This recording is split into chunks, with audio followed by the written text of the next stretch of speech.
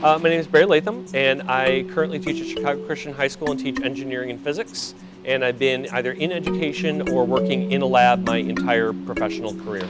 We do need some of this stuff. So the process of making biodiesel starts with raw oil that I collect from a number of local cafeterias, from kitchens.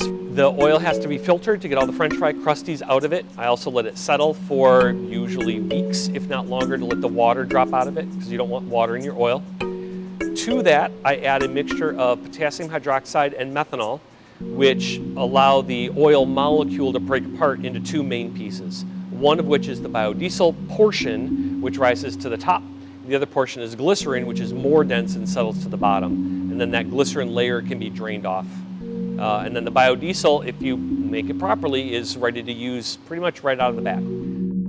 That is the real quick 2-sentence overview of making biodiesel. There are lots of finesses to it, the way you add some chemicals, the amount of time you mix things, the temperatures you mix things. Some of that is a little bit more finessing, but it's the difference between being a good cook and being a chef.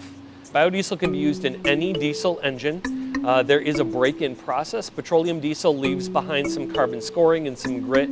The nice thing about biodiesel is that it's a really good solvent. So it will break that down, but it'll break it down so well that it'll clog intake valves and things if you introduce biodiesel too quickly to an older engine.